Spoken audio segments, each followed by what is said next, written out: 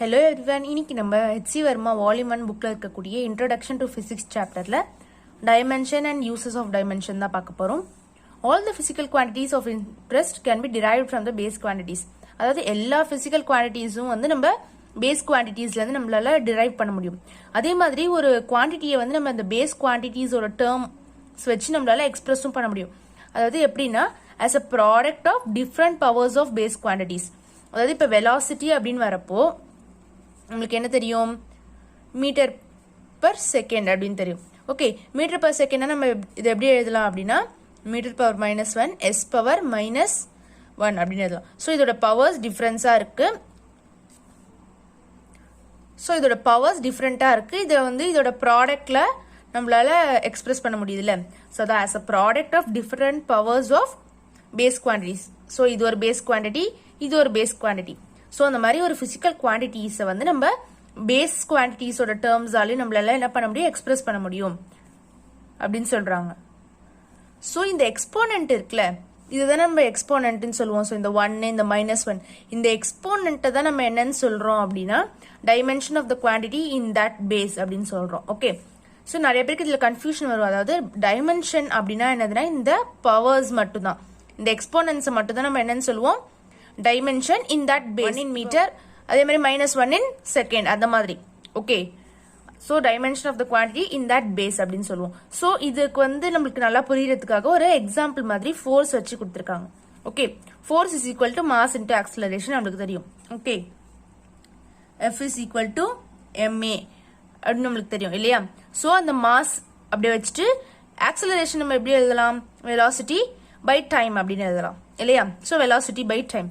So இந்த வெலாசிட்டியை மட்டும் எப்படி எழுதலாம் அப்படின்னா லென்த் பை டைம் அப்படின்னு எழுதலாம். வெலாசிட்டினா என்னது, ஸ்பீட் தானே. So speed is equal to distance by time taken இல்லையா. ஸோ டிஸ்டன்ஸ்ன்றப்போ நம்மளுக்கு லென்த்னு வரும், டைம் டேக்கன்றப்போ டீன்னு வரும். ஸோ இந்த வெலாசிட்டியை மட்டும் நம்ம லென்த் பை டைம்னு எழுதிட்டோம், கீழே இருக்க டைமை அப்படியே எழுதிட்டோம். ஓகே, ஸோ இது எப்படி வரும், மாஸ்ன்றது வந்துடும், ஸோ லென்த் வந்துடும். ஸோ இங்க வந்து டிவைட்ல இருக்குல்ல இந்த டைம்,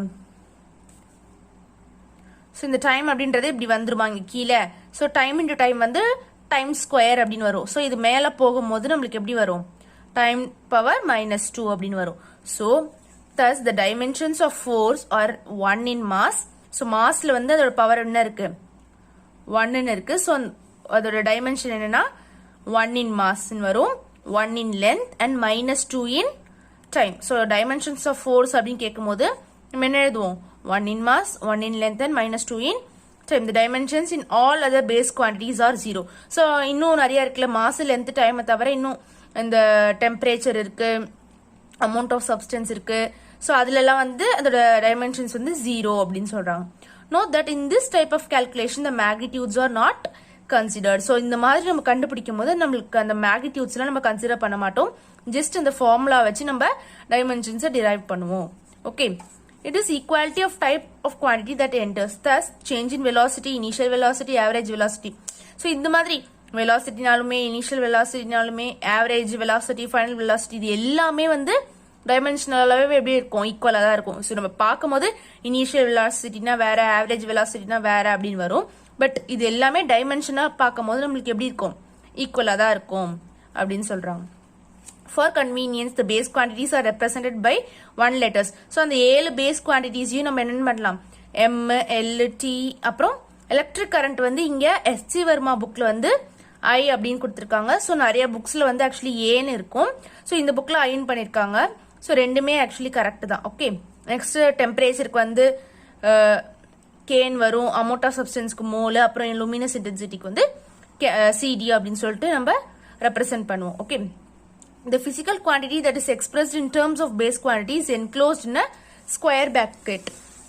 Okay, அதாவது அந்த டைமென்ஷனா நம்ம ரெப்ரசென்ட் பண்ணும்போது நம்ம என்ன பண்ணுவோம்னா அதுக்கு ஸ்கொயர் பிராக்கெட் போடுவோம். வெறும் ஃபோர்ஸ் அப்படின்னு போட்டுட்டு is equal to ml t power -2 அப்படின்னு நம்ம போடக்கூடாது. ஏன்னா ஃபோர்ஸோட ஃபார்முலா வந்து m இன்டு a தானே. அதான் ஃபோர்ஸோட டைமென்ஷனல் ஃபார்முலா அப்படின்னு சொல்றதுக்கு நம்ம என்ன பண்ணணும், இப்படி square bracket போடணும். Such an expression for a physical quantity in terms of base quantity is called as dimensional formula. So இப்படி நம்ம ரெப்ரசென்ட் பண்ணி இதோட ஃபார்முலா எழுதுறோம் இல்லையா. ஸோ இதுதான் நம்ம என்னன்னு சொல்லுவோம், டைமென்ஷனல் ஃபார்முலா அப்படின்னு சொல்லுவோம். Thus the dimensional formula of force is ml t power minus 2. So force ஓட dimensional formula வந்து mlt power minus 2. அதே force ஓட formula just formula கேட்கும்போது நம்ம என்ன எழுதுவோம், m into a ன்னு எழுதுவோமா. ஸோ அதே ஸ்கொயர் பிராக்கெட்ல ரெப்ரசென்ட் பண்ணி அது டைமென்ஷன் ஃபார்முலா அப்படின்னு சொல்லும் போது வந்து mlt பவர் மைனஸ் 2 அப்படின்னு ரெப்ரசென்ட் பண்ணும். ஸோ இதே வந்து நம்ம ரெண்டு விதமா சொல்ல முடியும். அதாவது என்னதுன்னா டைமென்ஷனல் ஃபார்முலா ஆஃப் ஃபோர்ஸ் வந்து mlt பவர் மைனஸ் 2. ஸோ இந்த ஃபார்முலா அப்படின்னு வரும்போது நம்ம இப்படி ரெப்ரசென்ட் பண்ணுவோம். அதே வெறும் டைமென்ஷன்ஸ் அப்படின்னா என்னது, ஸோ மாஸ்ல வந்து 1, ஓகே, அதே லென்த்ல வந்து 1, டீல வந்து minus 2. ஸோ இப்படி சொல்லும் போது வெறும் டைமென்ஷன்ஸ் கேட்கும் போது இப்படி சொல்லணும். அது டைமென்ஷனல் ஃபார்முலா அப்படின்னு சொல்லும் போது mlt பவர் minus 2 அப்படின்னு சொல்லும்.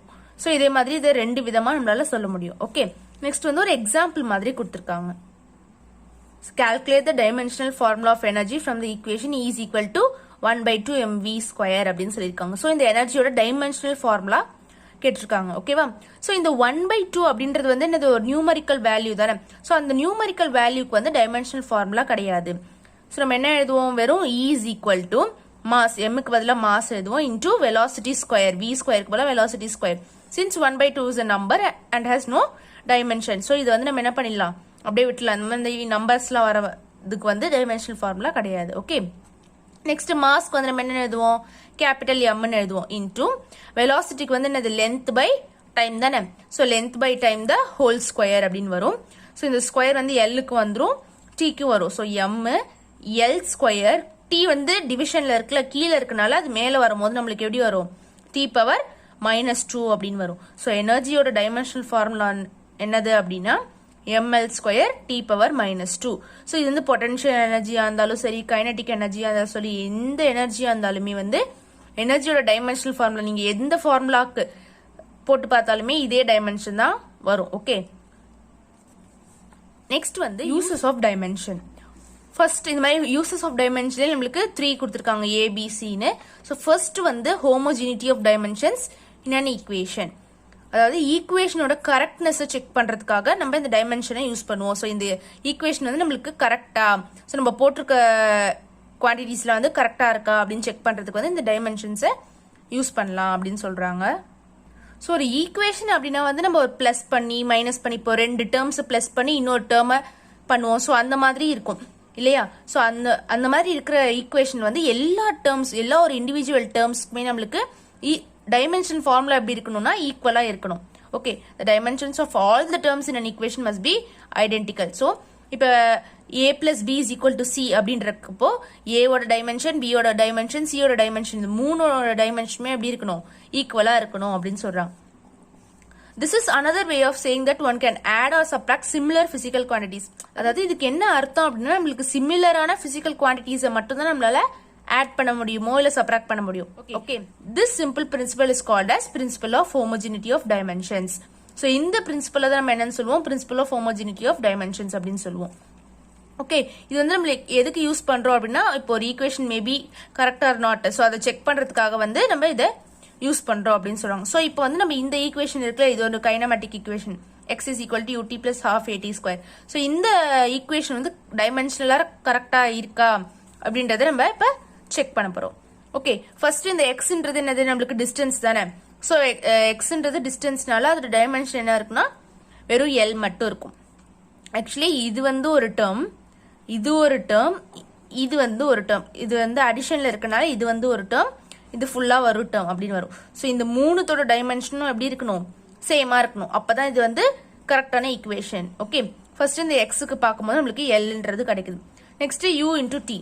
யூனா நம்மளுக்கு என்னது, வெலாசிட்டி. அது வந்து இனிஷியல் வெலாசிட்டினாலும் ஃபைனல் வெலாசிட்டினாலும் நம்மளுக்கு என்ன வரும், ஒரே ஒரு லென்த் பை டைம் அப்படின்றது தான் வரும். ஓகேவா, velocity into time. So length by time, வெலாசிட்டிக்கு பதிலாக length by time into time வரும். ஸோ இந்த டைம் கேன்சல் ஆயிட்டு நம்மளுக்கு என்ன வரும், வெறும் லென்த் மட்டும் வரும். So is equal to L அப்படின்னு போட்டாங்க. நெக்ஸ்ட் வந்து ஹாஃப் ஏடி ஸ்கொயர்.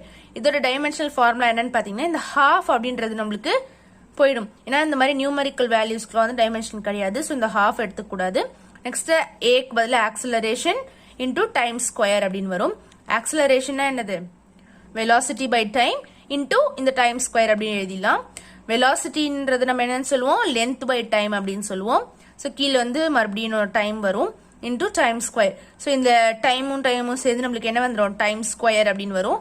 ஸோ இந்த டைம் ஸ்கொயரும் இந்த டைம் ஸ்கொயரும் கேன்சல் ஆயிட்டு நம்மளுக்கு என்ன வரும், வெறும் லென்த் அப்படின்றது வரும். ஸோ இது எப்படி வரும்னா இப்போ வந்து இங்கே மேலே லென்த் இருக்கா, லென்த் பை டைம்னு இருக்கா. ஸோ லென்த் பை டைம்னு இருக்கு. கீழே வந்து நம்மளுக்கு ஒரு டைம் மட்டும் இருக்கு. ஓகேவா. ஸோ இது எப்படி நம்ம கால்குலேட் பண்ணா இங்க வந்து பை 1 இருக்குன்னு வச்சுக்கோங்க. இது மேலே போகும்போது என்ன ஆகும், ரெசிப்ரோக்கலா மாறும் இல்லையா. ஸோ ரெசிப்ரோக்கலா மாறும்போது length by time into 1 by time அப்படின்னு வருமா இல்லையா. ஸோ இங்க வந்து டி பை 1ன்னு இருக்கு. ஸோ மேலே போகும்போது 1 பை டின்னு வரும். ஓகே. ஸோ இது வந்து நம்மளுக்கு எப்படி வரும், மேலே வந்து எல் ஸ்கொயர், கீழே வந்து சாரி மேலே வந்து வெறும் எல், கீழே வந்து டி ஸ்கொயர் அப்படின்னு வருமா. ஸோ அதுதான் வந்து இங்க எல் பை டி ஸ்கொயர்னு வரும். இங்க ஒரு டி ஸ்கொயர் இருக்கு. ஸோ டி ஸ்கொயர் கேன்சல் ஆயிட்டு நம்மளுக்கு வெறும் எல் அப்படின்றது வருது. ஓகேவா. ஸோ இந்த டேர்முக்கும் நம்மளுக்கு எல் தான் டைமென்ஷனல் ஃபார்முலா. ஸோ இதுக்கும் எல் தான் வருது. ஸோ இதுக்கும் எல் தான் வருது. ஸோ என்ன வருது, எல்லாத்துக்குமே சேமா வரதுனால this equation is correct as far as dimensions are concerned. So dimensional formula படி இந்த ஈக்குவேஷன் வந்து கரெக்ட். ஓகேவா. ஆனா வந்து இதுக்கு ஒரு லிமிடேஷன் இருக்கு. அது என்ன அப்படின்னா, know that the dimension of 1/2 AT ஸ்கொயரும் சேம் தான், AT ஸ்கொயரோட டைமென்ஷனல் ஃபார்முலாவும் சேம் தான். ஸோ நீங்க 1/3 போட்டாலும் சேம் தான், 1/4 போட்டாலுமே உங்களுக்கு டைமென்ஷனல் ஃபார்முலா அப்படின்றது எப்படி வரும், சேமா தானே வரும். ஸோ ஏன்னா வந்து இந்த நியூமரிக் வேல்யூவை நம்ம கன்சிடர் பண்ண மாட்டோம். ஸோ இங்க இப்போ x is equal to ut plus 1/4 AT ஸ்கொயர்னு போட்டா கூட இது டைமென்ஷனலா என்ன வரும், கரெக்ட்னு தான் வரும். பட் வந்து இந்த ஈக்குவேஷன் தப்பு தானே, இப்படி வர அதுல 1/2 தான் வரும். ஆனா இந்த டைமென்ஷனலா கரெக்ட். அதாவது இங்க என்னன்னு சொல்லியிருக்காங்க, dimensionally correct equation need not be actually correct, but the dimensionally wrong equation must be wrong. அதாவது இப்போ டைமென்ஷனலா கரெக்ட் அந்த ஈக்குவேஷன், இது வந்து டைமென்ஷனலா கரெக்ட், இது வந்து கரெக்டா இருக்கணும்னு அவசியம் இல்லை, இது வந்து ஒரு கரெக்ட் ஃபார்முலாவா இருக்கணும்னு அவசியம் இல்லை. ஆனா இது வந்து டைமென்ஷனலா கரெக்ட். ஆனா வந்து இதுவே டைமென்ஷனலா தப்பு அப்படின்னா, அதாவது இப்ப X is equal to you plus half AT square அப்படின்னு இருக்கு. இங்க வந்து நம்ம டீயை ஒமிட் பண்ணிட்டோம். அப்படின்னு இருக்கப்போ இது வந்து எப்படி வரும், டைமென்ஷனலா தப்பா வரும். அப்படி தப்பா வந்தா வந்து அந்த ஈக்குவேஷன் கண்டிப்பா தப்பா தான் இருக்கும். ஓகேவா. ஸோ இப்போ டைமென்ஷனலா கரெக்டா இருந்துச்சுன்னா அது ஒரு கரெக்ட் ஈக்குவேஷனா இருக்கணும்னு அவசியம் கிடையாது. பட் ஆனால் டைமென்ஷனலா தப்பா இருந்துச்சுன்னா அது கண்டிப்பா தப்பா தான் இருக்கும் அப்படின்னு சொல்றாங்க. ஓகே. இப்போ இன்னொரு எக்ஸாம்பிள் கொடுத்துருக்காங்க. இப்போ வந்து t is equal to 2 pi root of m by f by x may be correct when t is equal to t வந்து டைம் பீரியட், m வந்து மாஸ், f வந்து force and x is distance. இது டைமென்ஷனலா கரெக்டா அப்படின்னு கேக்குறாங்க. ஓகேவா. So வந்து நம்மளுக்கு லெஃப்ட் ஹேண்ட் சைடு என்ன வரும், t வந்து டைம் தானே, ஸோ கேபிட்டல் T அப்படின்றது வரும் லெஃப்ட் ஹேண்ட் சைடு. அதே ரைட் ஹேண்ட் சைடு பார்க்கும்போது நம்மளுக்கு இந்த 2 பைன்றது வந்து என்னது, ஒரு நியூமரிக் வேல்யூ தானே. ஸோ இதுக்கு டைமென்ஷன் வராது. ஸோ ரூட் ஆஃப் எம்ன்றப்போ வந்து நம்மளுக்கு கேபிட்டல் M வரும் மாசுக்கு. எஃப்க்கு வந்து இங்க தானே பார்த்தோம் mlt பவர் -2ன்னு. ஸோ எஃப்க்கு பதிலாக mlt பவர் -2 பை எக்ஸுக்கு பதிலாக வந்து அது டிஸ்டன்ஸ் தானே இங்கே கொடுத்துருக்காங்கல்ல. ஸோ வந்து L அப்படின்னு வரும். ஸோ இது எப்படி இருக்கு அப்படின்னா, ரூட் ஆஃப் எம் இருக்கு, கீழே வந்து mlt பவர் -2 இருக்கு, கீழே வந்து ஒரு L இருக்கு. ஸோ இந்த எல்லும் கேன்சல் ஆயிடும். அப்புறம் இந்த எம்மும் கேன்சல் ஆயிடும். ஓகேவா. ஸோ நம்மளுக்கு என்ன வரும், 1/t பவர் -2 மட்டும் இருக்கும். ஸோ இந்த t பவர் -2 மேலே போயிடுச்சு, இங்க வந்துடுச்சு அப்படின்னா நம்மளுக்கு என்ன வரும், ரூட் ஆஃப் t ஸ்கொயர் அப்படின்னு வரும் இல்லையா. ஸோ இந்த ஸ்கொயர் ரூட்டும் கேன்சல் ஆயிட்டு நம்மளுக்கு என்ன கிடைக்குதுன்னா t மட்டும் கிடைக்குது. ஸோ லெஃப்ட் ஹேண்ட் சைட்லயும் t தான் இருக்கு, ரைட் ஹேண்ட் சைட்லயும் t தான் இருக்கு. So this formula is dimensionally correct. Okay. Next வந்து இப்போ நம்ம டைமென்ஷனோட யூசஸ்ல வந்து ஃபர்ஸ்ட் ஹோமோஜெனிட்டி ஆஃப் ஈக்குவேஷன்ஸை பார்த்தோம். அது நெக்ஸ்ட் வந்து கன்வர்ஷன்ஸ் ஆஃப் யூனிட்ல வந்து அது எப்படி யூஸ் ஆகுது அப்படின்றத பார்க்க போறோம்.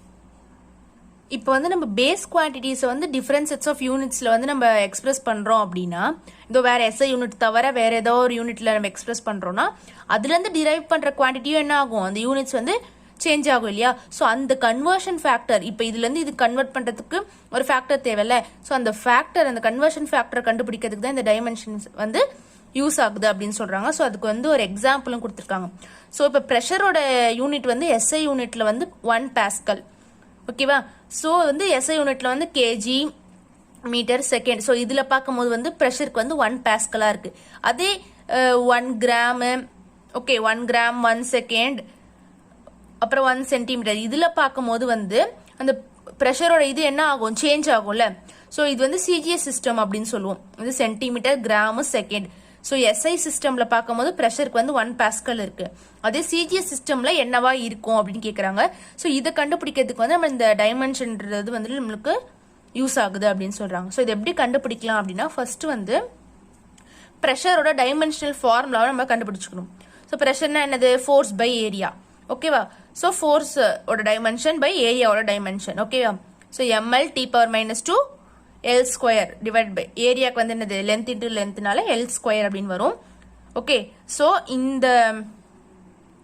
இந்த லென்த்தும் இந்த ஸ்கொயரும் கேன்சல் ஆயிடும். ஓகே, இந்த லென்த்தும் இந்த ஸ்கொயரும் கேன்சல் ஆயிடும். ஸோ கீழே ஒரு எல் இருக்கனால அது மேலே போகும்போது என்ன ஆகும், எம் எல் மேலே போயிடுச்சுன்னா எல் பவர் -1, அப்புறம் இங்கே டி பவர் -2 அப்படின்றது வந்துடும். ஸோ ப்ரெஷரோட டைமென்ஷனல் ஃபார்முலா வந்து ml பவர் -1 டி பவர் -2 அப்படின்னு வரும். ஸோ இப்போ 1 பாஸ்கலா இருக்கும்போது அதில் யூனிட்ஸ் என்னெல்லாம் இருக்கும், 1 kg. இப்போ இங்கே மாஸ்ன்னு இருக்கா, ஸோ 1 kg. அதே லென்த்ன்னு இருக்கப்போ 1 மீட்டர். ஸோ அதில் பவர் வந்து -1. அதே டீன்னு இருக்கப்போ 1 செகண்ட்ஸ், அதோட பவர் வந்து -2. அதே சிஜிஎஸ் ப்ரெஷரில் இருக்கும்போது அது எப்படி இருக்கும்னா, இந்த மாஸ்ன்றது வந்து நம்மளுக்கு 1 கிராமா இருக்கும். இந்த லென்த்ன்றது 1 சென்டிமீட்டர் பவர் -1, இங்கே 1 செகண்ட் பவர் -2 அப்படின்னு இருக்கும். ஓகேவா?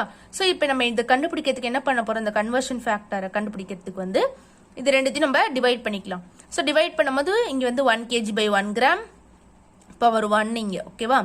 1 metre per 1 centimetre power -1, 1 second per 1 second power -2 அப்படின்னு வரும். ஸோ இது ரெண்டும் கேன்சல் ஆயிட்டு நம்மளுக்கு 1 பவர் -2 வரும். ஸோ அது அப்படியே விட்டுலாம். 1 பவர் -2நாலும் 1நாலும் 1 தானே. ஸோ அதை அப்படியே விட்டுடலாம்.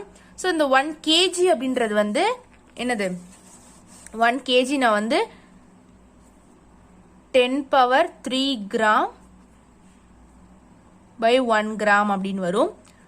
இன்டூ இங்கே 1 மீட்டர், இங்கே கீழே 1 சென்டிமீட்டர் இருக்கா. ஸோ 1 மீட்டர் நம்ம சென்டிமீட்டர் கன்வெர்ட் பண்ணும்போது என்ன வரும், 10 power 2 metre divided by 10 power 2 centimetre divided by 1 centimetre. The whole power என்ன வரும், -1 அப்படின்றது வருமா.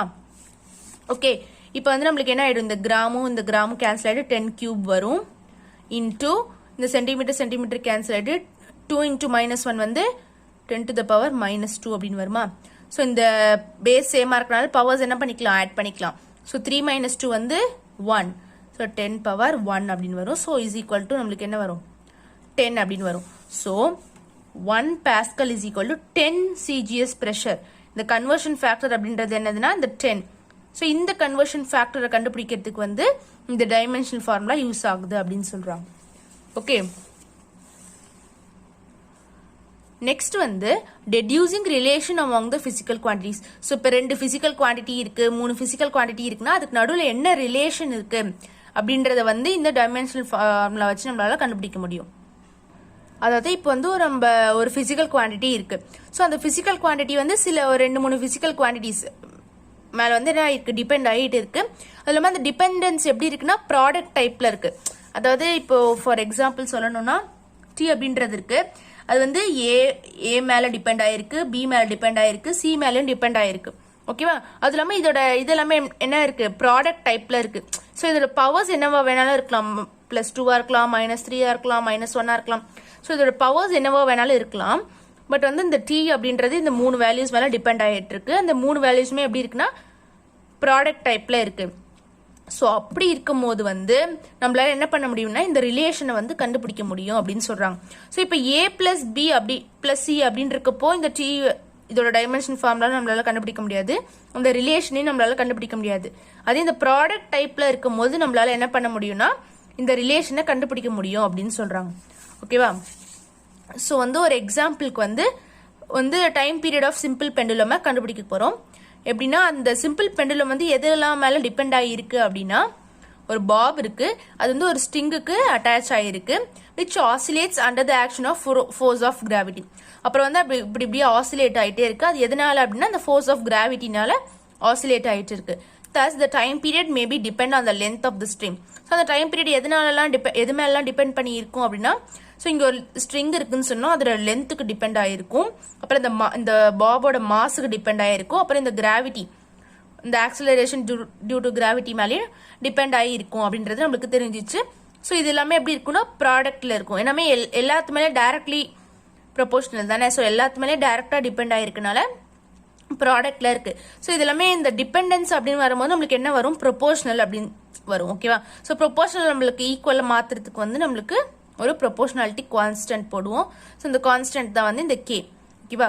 So T is equal to K into L power A. So இந்த ஏயோட பவர் வந்து என்னவா இருக்குன்னு நம்மளுக்கு தெரியாது. ஸோ அதை தான் இப்போ நம்ம கண்டுபிடிக்க போறோம். எல் பவர் ஏ ஆனால் லென்த் மேல டிபெண்ட் பண்ணிருக்கு, இந்த லென்த் ஆஃப் த ஸ்ட்ரிங் மேல டிபெண்ட் பண்ணிருக்கு.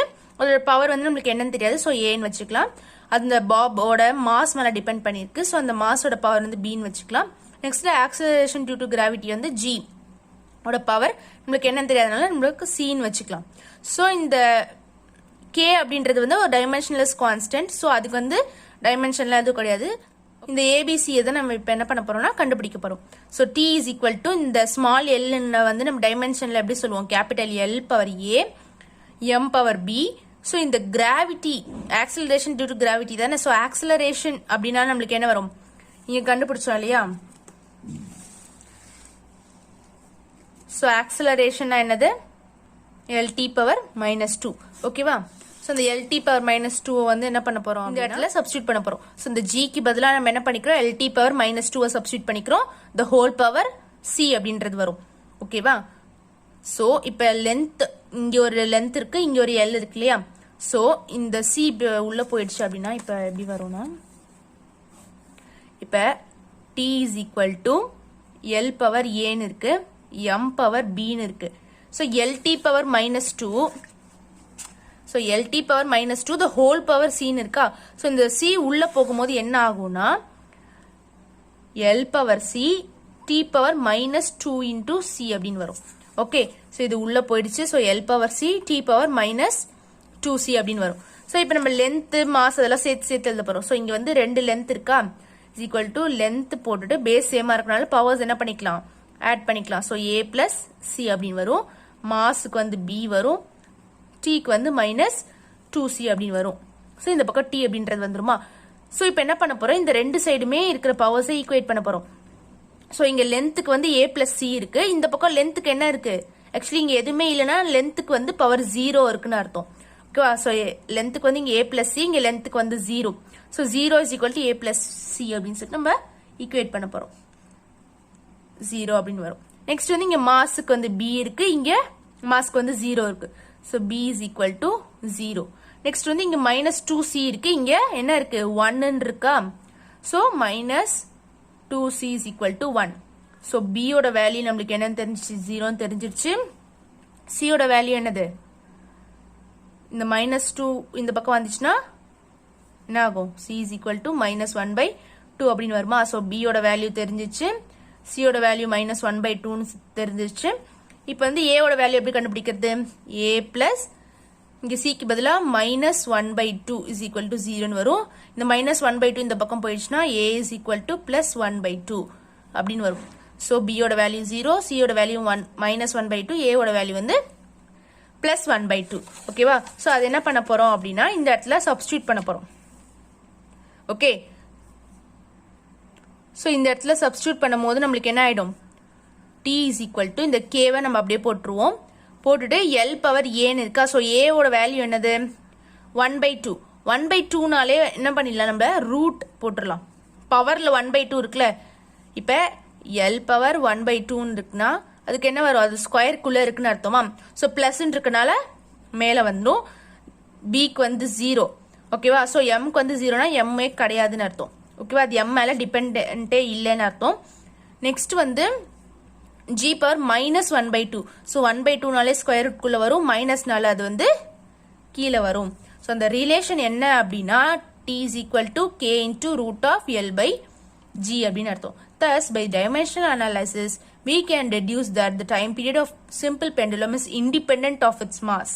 ஓகேவா. அது நம்ம என்ன படிச்சோம், மேல வந்து அதோட பாபோட மாஸ் மேல அது மேபி டிபெண்டா இருக்கலாம் அப்படின்ற மாதிரி நம்ம படிச்சோம். பட் இங்க வந்து என்னது, நம்ம இந்த ஃபார்முலா டிரைவ் பண்ணதுக்கு அப்புறம் அது மாஸ் மேல டிபெண்டா இல்ல.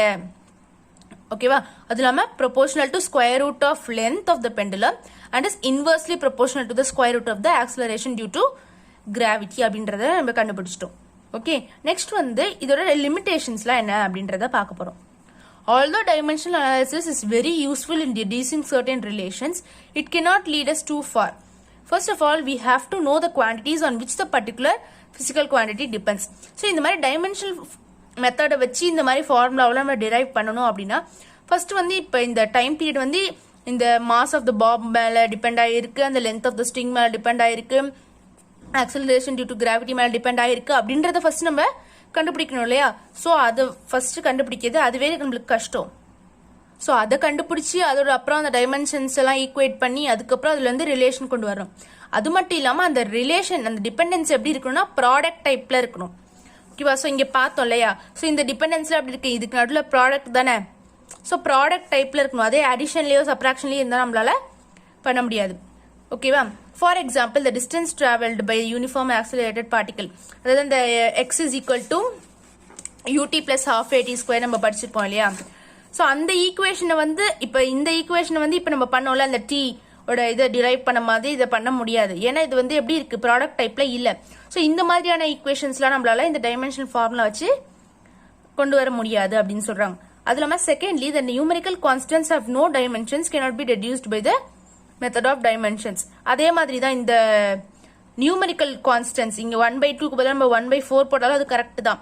ஸோ அந்த மாதிரி அந்த டைமென்ஷன்லாம் அது கரெக்ட் தான் அப்படின்னு வருமா. ஸோ அந்த மாதிரி அந்த நியூமரிக்கல் கான்ஸ்டன்ஸ்லாம் நம்மளால என்ன பண்ண முடியாதுன்னா டெரைவ் பண்ண முடியாது. இப்போ நம்ம இப்போ பார்த்த ஃபார்முலால வந்து கே அப்படின்றத நம்ம கண்டுபிடிச்சிட்டோம். ஆனால் இந்த கேவோட வேல்யூ தான் என்னது. ஸோ இப்போ நம்ம இதோட வேல்யூஸ்லாம் கொடுத்துட்டாங்க. ஸோ எல்லோட வேல்யூ கொடுத்துட்டாங்க, ஜியோட வேல்யூ கொடுத்துட்டாங்க. ஓகேவா. இந்த ரெண்டுத்தோட வேல்யூ கொடுத்துட்டு இந்த டீயை கண்டுபிடிக்க சொன்னா நம்மளால கண்டுபிடிக்க முடியுமா? ஏன்னா நம்மளுக்கு இந்த கேவே என்னன்னு தெரியாது. ஸோ டைமென்ஷனல் ஃபார்முலா வச்சு நம்ம இப்படி கண்டுபிடிச்சிட்டோம். ஆனால் இந்த கேவை நம்மளால அதை வச்சு கண்டுபிடிக்க முடியல இல்லையா. அந்த கேவோட வேல்யூ தான் என்னது,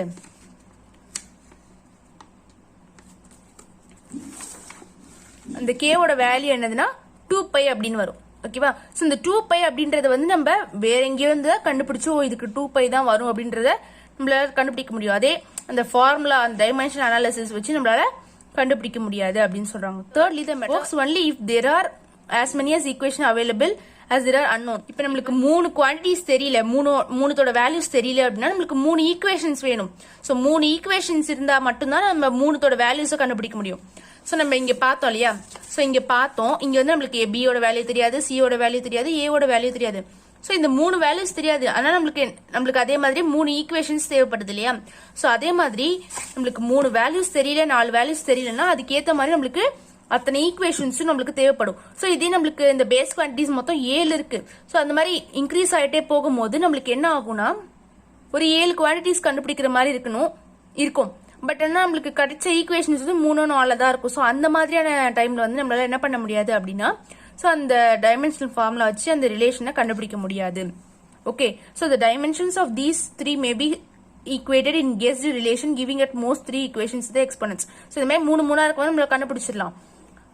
If a particular quantity in mechanics depends on more than 3 quantities, we shall have more unknowns and less equations. நம்மளுக்கு unknowns அந்த குவான்டிட்டி தெரியாத குவான்டிட்டிஸ் வந்து நிறைய இருக்கும், ஆனால் ஈக்குவேஷன்ஸ் வந்து லெஸ்ஸா இருக்கும். ஸோ நம்மளால கண்டுபிடிக்கிறது கஷ்டம் அப்படின்னு சொல்றாங்க.